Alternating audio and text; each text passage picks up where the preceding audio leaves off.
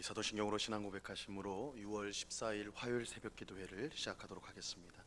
전능하사 천지를 만드신 하나님 아버지를 내가 믿사오며 그 외아들 우리 주 예수 그리스도를 믿사오니 이는 성령으로 잉태하사 동정녀 마리아에게 나시고 본디오 빌라도에게 고난을 받으사 십자가에 못 박혀 죽으시고 장사한 지 사흘 만에 죽은 자 가운데서 다시 살아나시며 하늘에 오르사 전능하신 하나님 우편에 앉아 계시다가 저리로서 산자와 죽은 자를 심판하러 오시리라.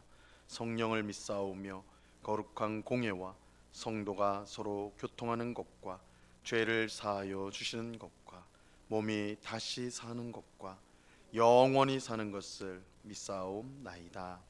아멘. 우리 찬송가 424장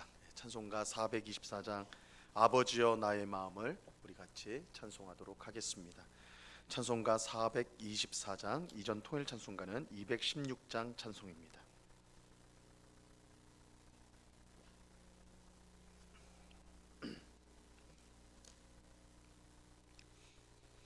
찬송가 424장 우리 같이 찬송하도록 하겠습니다. 아버지여 나의 마음을 맡아 주관하시고 완악하고 교만한 것 편케 하여 주소서. 온유하고 겸손하여 화평하게 하시고 망령되고 악한 일을 물리치게 하소서. 하나님의 은총 속에 나를 보호하시고 주의 사랑 줄이 되어 나를 메어 주소서. 구세주의 흘린 피로 죄를 씻어 주시고 성령이여 하늘길로 나를 인도하소서.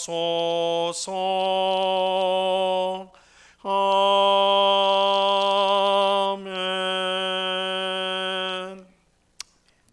기도하겠습니다.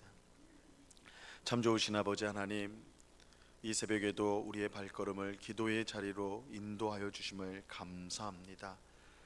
아버지께서 우리의 마음을 변화시켜 주셔서 완악하고 강팍한 우리의 마음을 부드럽게 만들어 주사 언제나 주님의 말씀을 듣고 순종하는 저희가 되게 하여 주시옵소서. 우리가 항상 말씀을 읽고 배우고 듣지만 우리의 발걸음이 세상을 향하여 나아갈 때가 많습니다. 바람에 부는 갈대에 바람이 불 때 갈대가 이리저리로 흔들리는 것처럼 세상의 바람을 맞으며 이리저리 흔들릴 때가 많은 믿음 없는 저희들을 불쌍히 여겨주사 이 새벽에도 주의 오른손이 우리를 꼭 붙들어 천국을 향한 하나님 나라를 향한 이 순례의 길을 힘있게 흔들림 없이 전진해가는 저희들이 다 될 수 있도록 주님 도와 주시옵소서. 우리에게 굳센 믿음을 더하여 주옵소서. 그래서 우리의 눈은 언제나 주님을 바라보게 하시고 우리의 귀는 언제나 주의 말씀을 듣게 하여 주사 하나님을 기쁘시게 하는 삶을 날마다 살아갈 수 있도록 도와 주옵소서. 그러나 주님, 우리의 의지와 우리의 다짐만으로는 늘 넘어지기 쉬운 저희들입니다. 오직 성령으로 충만하게 하옵소서. 성령께서 우리를 온전히 다스리심으로 우리의 마음과 입술과 우리의 모든 행실에서 성령의 아름다운 열매를 풍성히 맺을 수 있도록 역사하여 주시옵소서. 이 새벽에 주님의 은혜와 긍휼을 구하오니 주님의 은혜로 우리의 심령을 충만하게 채우셔서 오늘도 주님을 따라 살아가는 주님의 제자요 주님의 백성이요 하나님의 자녀로서의 삶을 살아가는 저희가 되게 하여 주시옵소서. 이 시간 주의 말씀을 듣고자 합니다. 성령 하나님께서 밝히 조명하여 주셔서 주의 말씀의 뜻을 깨닫게 하옵시고 우리의 마음에 잘 새겨서 오늘도 주님을 향해 달려나가는 저희 모두가 될 수 있도록 크신 은혜로 함께하여 주시옵소서. 감사와 찬송을 주께 드리오며 예수 그리스도 이름으로 기도드리옵나이다. 아멘. 우리 하나님 말씀을 다 같이 봅니다. 마태복음 13장 10절로 17절까지의 말씀을 우리가 다 같이 보도록 하겠습니다. 마태복음 13장 10절로 17절까지의 말씀입니다.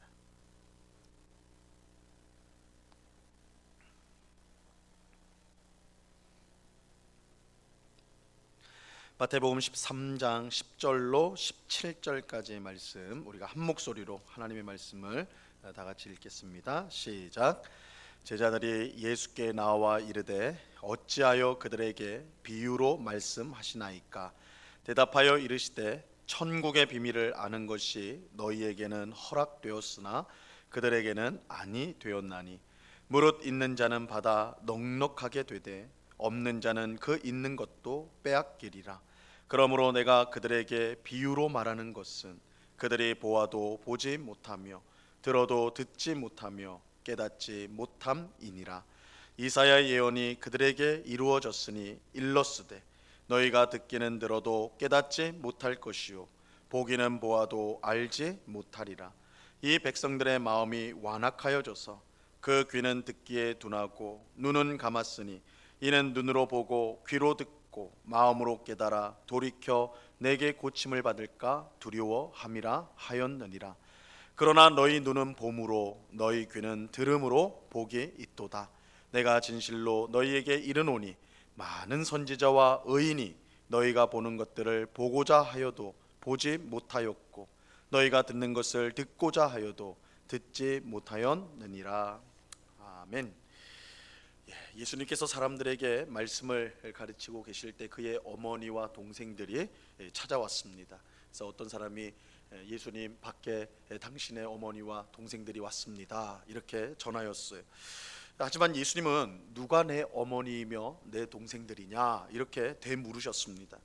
그러면서 그 자리에 있던 제자들을 가리켜 내 어머니이고 내 형제들이다 이렇게 말씀하셨죠.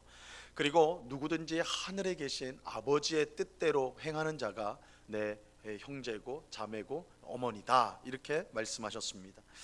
예수님의 이 말씀은 같은 피를 나눈 가족이 중요하지 않다 그런 뜻은 아닙니다. 이 말씀은 예수님을 통해 임한 하나님 나라에서 새롭게 맺어질 이 하나님 나라 가족이 어떤 사람인가 그것을 밝히신 것. 하나님 나라의 새로운 가족, 하나님 나라의 백성, 하나님 나라의 가족이 되는 사람이 누구인가 그걸 밝힌 거예요. 하나님 나라의 가족은 혈통이나 사람의 뜻이나 노력으로 되는 것이 아닙니다. 예수님과 함께하는 사람, 예수님을 영접하고 예수님처럼 하나님의 뜻에 온전히 순종하는 사람이 하나님 나라의 가족입니다. 오늘 우리가 읽은 말씀은 이러한 하나님 나라 가족이 어떻게 될 수 있는가, 어떻게 될 수 있는지를 밝히신 것입니다. 예수님은 집안에서 사람을 가르치다가 밖으로 나가 바닷가에 앉으셨습니다. 이것은 사람들이 너무 많아지니까 집에 사람들을 수용할 수가 없었어요. 그래서 예수님이 야외로 나가셔서 이 바닷가에 나가셔서 많은 사람들 앞에서 이제 말씀을 가르치기 위해서 이렇게 바닷가에 가신 것이죠. 예수님은 해변에 있는 배에 오르셔서 사람들에게 말씀을 가르쳤습니다. 그만큼 이제 사람들이 많았기 때문에 배에 오르셔서 사람을 가르쳤어요. 그런데 예수님은 이제 비유로 사람들을 가르쳤습니다. 비유를 통해서 가르치셨어요. 오늘 우리가 읽은 본문 앞에 있는 3절 13장 3절 말씀에 보면요 이렇게 말씀합니다. 예수께서 비유로 여러 가지를 그들에게 말씀하여 이르시되 씨를 뿌리는 자가 뿌리로 나가서. 예수님께서 비유로 말씀을 가르치셨습니다. 먼저 우리가 이제 잘 아는 씨 뿌리는 자의 비유를 말씀하시죠. 이 씨 뿌리는 자가 씨를 뿌리러 나갔는데 덜어는 길가에 떨어져서 새가 와서 먹어버렸고, 덜어는 돌밭에 떨어졌는데 싹이 나오다가 흙이 깊지 못해서 해가 날 때 타버렸습니다. 또 덜어는 이 가시 떨기 위에 떨어졌는데 가시 기운에 막혀서 자라지를 못했어요. 또 더러는 좋은 땅에 떨어졌는데 우리가 아는 것처럼 100배, 60배, 30배의 결실을 맺었습니다. 우리가 이 비유는 우리가 이제 내일 이 내용은 내일 새벽에 우리가 이제 살펴보도록 하겠습니다. 우리가 1절부터 우리가 이제 9절까지 오늘 읽지 않고 건너뛰었는데 그것은 이제 내일 우리가 그 내용을 살펴보기 위해서 건너뛰고, 오늘은 예수님이 하신 이 씨 뿌리는 자의 비유 그 내용보다는 왜 비유로 가르쳤는가, 왜 비유로 가르쳤는가, 예수님께서 백성들에게 왜 비유로 말씀하셨는가, 그것을 우리가 이제 보도록 하겠습니다. 사실 이것은 제자들의 의문이기도 했어요. 제자들이 궁금증을 가졌습니다. 오늘 본문 10절을 보면요, 제자들이 예수께 나와 이르되 어찌하여 그들에게 비유로 말씀하시나이까. 이게 제자들이 이제 의문을 가졌던 거예요. 왜 예수님 비유로 말씀하십니까?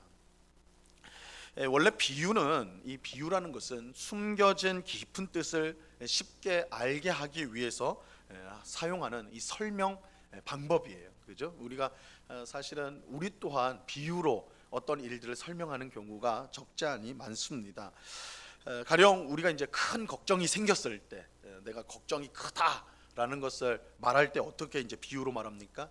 내 걱정이 집채만하다. 이런 말을 쓸 때가 있어요. 내 걱정이 집채만하다.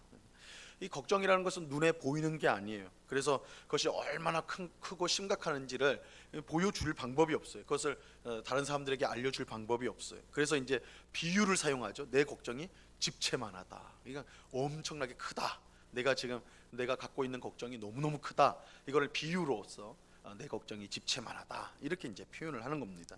그래서 내가 갖고 있는 이 걱정이 얼마나 큰지를 쉽게 알려주죠. 내 걱정이 집채만하다. 그러면 그 말을 들은 사람이, 야, 저 사람은 걱정이 크구나, 정말 심각하구나, 이거 쉽게 알 수가 있어요. 이런 점에서 예수님이 비유로 가르치는 것은 결코 이상한 일이 아닙니다. 이 훌륭한 선생님이라면 좋은 비유를 사용해서 가르치는 것이 너무나 당연한 거예요. 당연한 것이죠. 예수님은 좋은 선생님이셨으니까 당연히 비유로 말씀하시는 거 당연하다고 할 수가 있습니다. 하지만 제자들은 예수님이 왜 비유를 통해 가르치는지 의문을 가졌습니다. 제자들이 의문을 가진 이유는 예수님이 모든 사람에게 비유로 가르친 건 아니었기 때문에, 예수님이 항상 비유로 가르친 건 아니었기 때문입니다. 예수님은 제자들에게 가르칠 때는 비유로 말씀하지 않았어요. 제자들에게는 비유로 말씀하지 않았어요. 자기에게 모여든 백성에게 지금 비유로 말씀하는 것입니다. 그러니까 제자들이 예수님이 언제나 비유로 말씀을 가르쳤다면 이상할 것이 없겠죠, 제자들도. 그런데 제자들에게는 비유로 아니하시고 그냥 풀어서 말씀하셨다면, 지금 바닷가에서 그 많은 백성들을 모아서는 이제 말씀을 가르치는데 이 비유로 하신단 말이에요. 그러니까 제자들이 왜 우리에는 비유로 안 하고 왜 백성들에게는 비유로 하시는가, 이 의문점이 생긴 거예요. 그래서 왜 비유로 하십니까? 왜 비유로 말씀합니까? 가르칩니까? 이렇게 물었던 것이죠. 예수님께서 이렇게 이제 대답하십니다. 11절과 12절을 보세요. 대답하여 이르시되 천국의 비밀을 아는 것이 너희에게는 허락되었으나 그들에게는 아니 되었나니, 무릇 있는 자는 받아 넉넉하게 되되 없는 자는 그 있는 것도 빼앗기리라. 예수님께서 백성에게는 비유로 가르치고 제자들에게는 그 비유로 가르치지 않는 그 이유는 이 천국의 비밀을 아는 것이, 하나님 나라의 비밀을 아는 것이 제자들에게는 허락이 되었지만 백성들에게는 허락이 되지 않았기 때문입니다. 이렇게 보면 예수님이 비유를 사용하신 목적이 보통의 경우와는 다르다라는 것을 알 수가 있습니다. 이 방금 말씀드린 대로 비유는 숨겨진 깊은 뜻을 잘 알려주기 위해서, 쉽게 알려주기 위해서 사용하는 것이 이 비유예요. 하지만 예수님이 비유를 사용하신 이유는 알려주기 위해서가 아니라 숨기기 위해서였습니다. 오늘 말씀을 잘 이해하기 위해서는 예수님이 사용하신 비유가 통상적인 목적과 다르다는 걸 알아야 돼요. 예수님이 사용하신 비유는 알려주기 위해서가 아니라 숨기기 위해서 비유를 사용하신 겁니다. 그래서 아는 사람은 더 많이 알게 되지만 모르는 사람은 아예 모르게 돼버리는 거예요. 이 비유의 기능이, 예수님은 그렇게 사용하신 거예요. 그래서 천국의 비밀을 아는 자는 이 비유를 통해 더 풍성하게 하나님 나라의 비밀을 알게 되겠지만, 하나님 나라의 비밀을 알지 못하는 자는 비유를 통해 아예 하나님 나라의 비밀을 전혀 알 수 없는, 접근할 수 없게 되었다는 거예요. 이것이 이제 오늘 방금 읽은 12절 말씀의 뜻이에요. 있는 자는 받아 넉넉하게 되고 없는 자는 있는 것도 빼앗기게 된다는 거예요. 예수님이 비유를 사용하심으로 제자들은 하나님 나라의 비밀을 더 많이 알게 되지만 백성은 아예 모르게 된다는, 아예 모르게 된다. 자, 예수님은 이어지는 13절에서 이렇게 말씀합니다. 그러므로 내가 그들에게 비유로 말하는 것은 그들이 보아도 보지 못하며 들어도 듣지 못하며 깨닫지 못함이니라. 예수님이 비유로 말씀하신 이유를 지금 밝히고 있는데, 그것은 백성이 보아도 보지 못하고 들어도 듣지 못하며 깨닫지 못하기 때문이다, 이렇게 말씀합니다. 이 말씀은 무엇보다 백성의 마음이 얼마나 완악한지, 백성들의 마음이 얼마나 강팍한지를 보여주는 거예요. 사실 구약 시대부터 하나님은 그의 선지자들을 보내어 백성들에게 수많은 말씀을 하셨습니다. 우리가 구약 성경에 보면 하나님이 끊임없이 선지자들을 보내세요. 이 선지자들은 하나님의 말씀을 받아서 백성에게 전하는 사람들이 선지자들인데, 그러니까 하나님은 언제나 백성들에게 말을 걸어오시는 거예요. 말씀을 주세요. 선지자들 통해 말씀을 주세요. 그런데 백성들은 어떻게 합니까? 죄악에 빠진 백성들은 하나님이 보내신 선지자의 말을 듣지를 않아요. 말씀을 듣지 않아요. 그렇죠? 하나님께서는 선지자를 통해 그렇게 수많은 말씀을 하셨는데 백성들은 그 말을 듣지 않아요. 하나님은 선지자를 통해 돌아오라, 죄에서 회개하라, 돌아와라, 그래야지 너희가 산다, 이렇게 계속해서 외치는데 이스라엘 백성들은 도무지 그 말씀을 듣지 않았습니다. 그들은 선지자들의 말에 귀를 막았어요. 예수님은 백성의 마음이 얼마나 완악한지 이 구약 시대로부터 선지자를 끊임없이 보냈음에도 불구하고 듣지 않았던 그 이스라엘 백성들, 그들이 그 백성들이 지금도 똑같이 얼마나 그 마음이 완악한지 그것을 보여주기 위해서 비유로 가르쳐 주신 것입니다. 이 비유로 가르쳐 주심으로 그들이 하나님의 말씀을 듣지 않는 자라는 사실을 보여주고자 했던 것입니다. 이것은 이사야 선지자가 이미 예언한 내용입니다. 14절과 15절 말씀을 보세요. 14절 15절. 이사야의 예언이 그들에게 이루어졌으니 일렀으되 너희가 듣기는 들어도 깨닫지 못할 것이요 보기는 보아도 알지 못하리라. 이 백성들의 마음이 완악하여져서 그 귀는 듣기에 둔하고 눈은 감았으니 이는 눈으로 보고 귀로 듣고 마음으로 깨달아 돌이켜 내게 고침을 받을까 두려워함이라. 이사야 선지자는 백성이 하나님의 말씀을 들어도 깨닫지 못할 것이라고 예언하였어.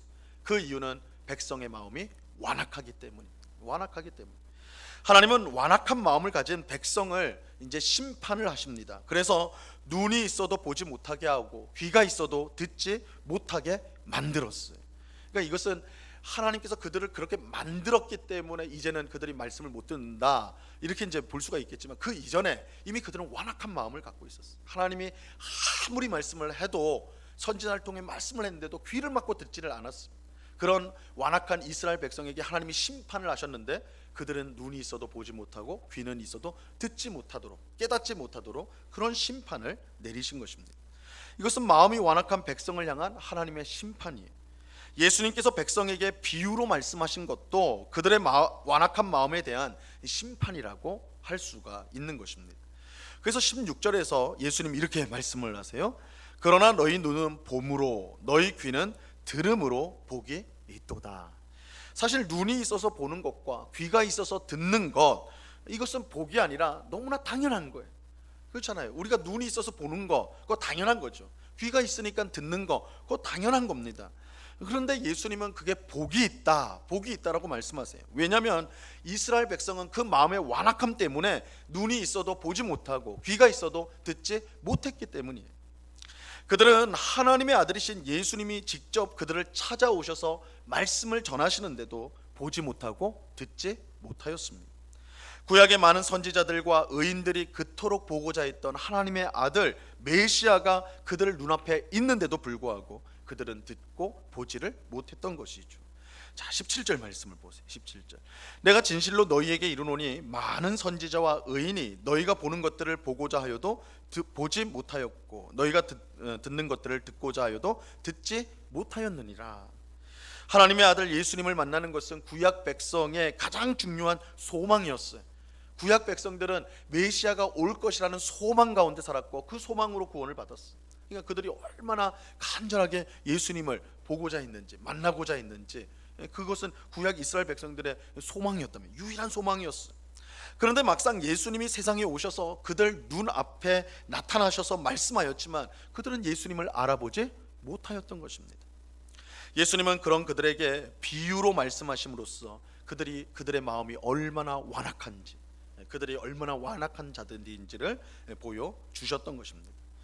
이처럼 예수님이 비유로 말씀하신 이유는 백성의 완악함에 대한 심판이었어요. 하나님의 아들이 나타나 말씀하는데도 알아듣지 못하는 이 백성들의 완악한 마음을 고발한 것이라 할 수가 있는 것입니다. 이 비유로 말씀하신 이 까닭은 이처럼 깊은 의미를 갖고 있는 것입니다. 단순히 어떤 말씀을 잘 가르치기 위한 어떤 수단으로 쓰신 것이 아니라 비유로 말씀하신 그 자체가 백성의 완악함에 대한 심판이고 저들이 얼마나 완악한 마음을 갖고 있는가를 드러내 보이는 것이라 할 수가 있는 것입니다. 그런데 이것은 동시에 예수님을 믿는 것이 오직 하나님의 은혜로만 될 수 있다라는 것을 또한 알려주는 것입니다. 예수님은 천국의 비밀이 제자들에게는 허락되었다 이렇게 말씀하시죠. 하나님이 택하신 사람만이 예수님을 보고 그의 말씀을 들을 수가 있습니다.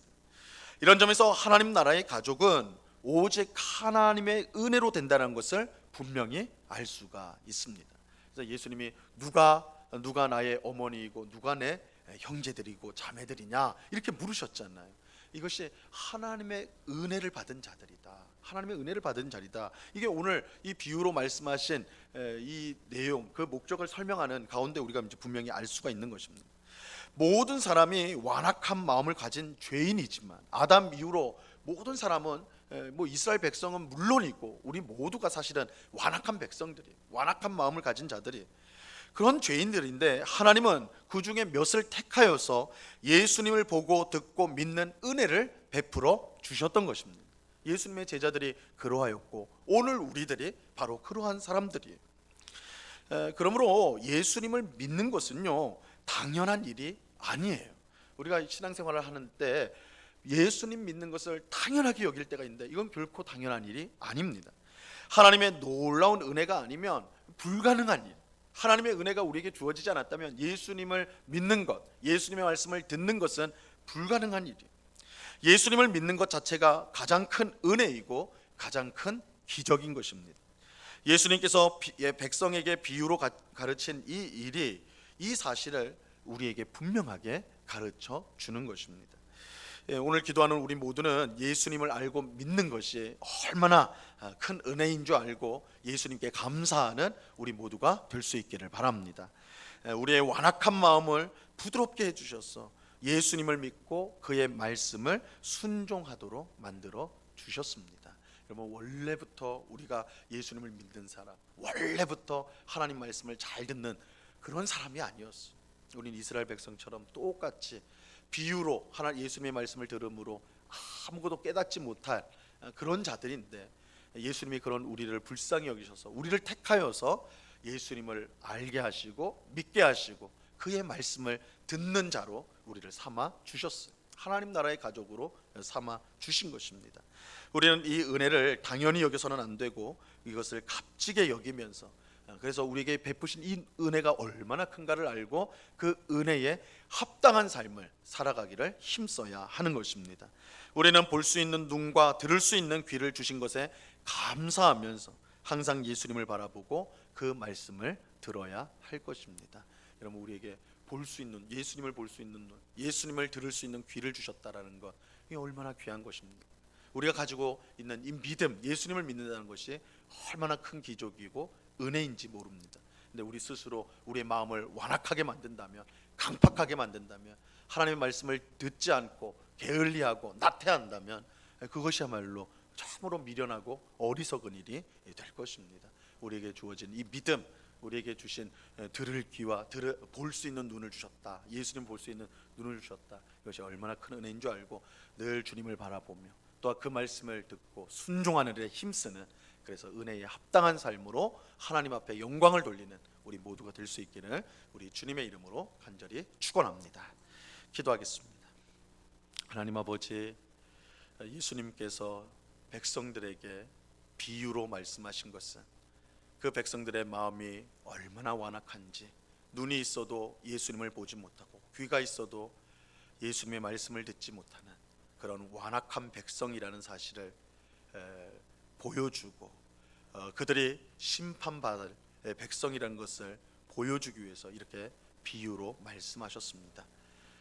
참으로 우리 모든 인생은 이처럼 눈이 있어도 보지 못하고 귀가 있어도 듣지 못하는 정말 우매하고 어리석고 미련한 저희들입니다. 그런데 예수님은 그런 저희들을 불쌍히 여겨주셔서 그의 제자들 뿐만 아니라 오늘 우리들을 택하여서 우리의 어두운 눈을 열어주시고 막힌 귀를 열어주셔서 주님을 보고 주님을 믿고 주님의 말씀을 듣도록 은혜를 베풀어 주셨습니다. 이 놀라운 은혜, 이 놀라운 사랑을 우리가 항상 감사하며 또한 그 은혜에 합당한 삶을 살아가기를 힘쓰는 저희가 되게 하여 주시옵소서. 천국의 비밀을 우리가 말씀을 통해 알았나이다. 예수님을 통해 하나님의 나라에 들어가는 이 놀라운 비밀, 놀라운 은혜를 알게 하셨사오니 아버지 하나님, 예수님보다 더 귀하게 여기는 세상의 모든 것들을 내려놓게 하옵시고 예수님을 가장 소중히 여기고 가장 사랑하며 가장 의지하며 이 땅을 살아가는 천국 백성, 천국 가족 다 될 수 있도록 은혜를 베풀어 주시옵소서. 주 예수보다 더 귀한 것은 없네.